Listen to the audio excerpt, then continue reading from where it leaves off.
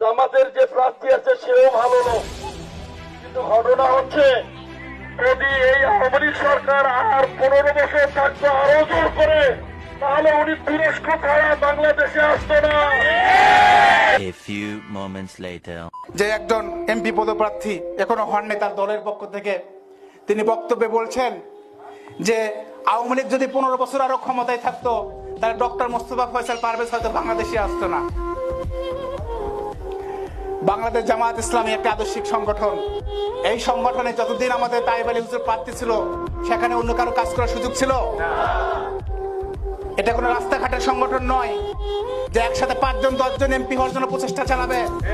Doctor Mostafa Faisal Parvez যখন জেলে কেটেছে, যখন আমরা ঢাকা রাজপথে আন্দোলনের নেতৃত্ব দিয়েছি, যখন আমাদের ঘাড়ে ডজনের পর ডজন মামলা হয়েছে, আমরা যখন রিমান্ডে গেছি, গুম হয়েছি, অনেক সাবেক এমপিরা পর্যন্ত বাংলাদেশে তার রাজনীতিতে সত্যতা তখন দেখে নাই। আপনাদের রাজনীতি কবে শুরু হয়েছে সেটা আমাদের জানা আছে। আমাদের রাজনীতি শুরু হয়েছে স্কুল জীবনে। সেই পুরনো আওয়ামী লীগের সময় 99 থেকে আমরা রাজপথে স্কুল জীবনে আমরা বেরিয়ে এসেছিলাম।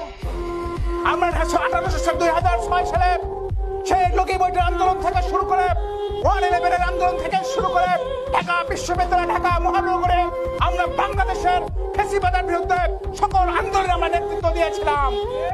যখন দল প্রয়োজন করছে আমাদেরকে ইন্টারন্যাশনাল ফোরামে কাজ করতে হবে, আমরা সেখানে নেতৃত্ব দিয়েছি।